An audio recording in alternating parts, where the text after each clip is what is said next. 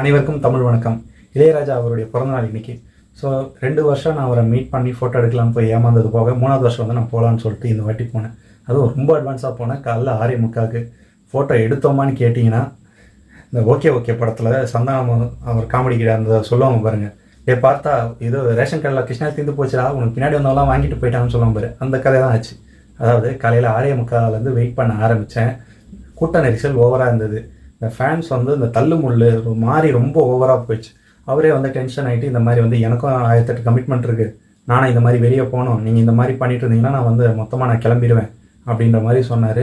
நீங்கள் ஒழுங்காக க்யூவில் வரிசையாக வந்தீங்கன்னா ஒத்துழைச்சிங்கன்னா ஒழுங்காக ஃபோட்டோ எடுத்துகிட்டு போகலாம் அப்படின்னு சொன்னார். ஒரு ரசிகனா நானும் அவரோட சொல்ல கட்டுப்பட்டு சரி நானும் அதை பண்ணேன். ஆனால் எனக்கு மிஞ்சினது என்னவோ ஒன்றுமே கிடையாது. ஏன்னா 10:30 மணி வரையும் ஒரு டிஃபன் கூட சாப்பிடாம வெயிட் பண்ணி ஃபோட்டோ எடுக்கலான்னு வந்தால் கடைசியில் 10:30 மணிக்கு அவர் சாத்திட்டு கிளம்பிட்டார். சரி நானும் பின்னாடியே ஃபாலோ பண்ணிட்டு போனேன். அது என்னுடைய தப்பு தான், நான் ஒத்துக்கிறேன். ஆனால் அவர்கிட்ட ஐயா ஃபோட்டோ எல்லாம் கேட்டால் இல்லை முடியாது அப்படின்னு சொல்லிட்டார். இப்போது இது அவரோட தப்புன்னு கேட்டிங்கன்னா முழுக்க முழுக்க அவரோடது கிடையாது. அவரோட டீம் மேனேஜ்மெண்ட் அப்புறம் வந்து வந்த ஃபேன்ஸ், இவங்க 2 பேர் மேலேயும் தான் தப்பு. ஏன்னா இப்போ வந்து வர்றவங்க வந்து நிறைய பேர் வந்து ஃபேன்ஸ் வந்திருக்காங்க. சரி அவங்கக்கிட்ட வந்து பார்த்தோன்னா சுத்தமாக சிவிக் சென்ஸ் இல்லை. முதல் விஷயம் அதாவது என்னென்னா, நிறைய பேர் வராங்க, லேடிஸ் குழந்தைங்க கூட கூப்பிட்டு வராங்க சில பேர். ஸோ அந்த இடத்துல வந்து கூட்டத்தில் போட்டு அப்படி நசுக்கிறாங்க, இது பண்ணுறாங்க. யாராச்சும் மூச்சடிச்சு இறந்துட்டா என்னடா பண்ணுவீங்க, எனக்கு புரியல. ஸோ இது ஒரு பக்கம். சரி இந்த கூட்ட நெரிசலை வந்து கண்ட்ரோல் பண்ணுற அளவுக்கு ஆள் யாராவது இருந்திருக்காங்கன்னு கேட்டால் காவல்துறையிலேருந்து யாரும் வரல. அதே மாதிரி பவுன்சர்ஸ் அவங்களும் யாரும் வரல.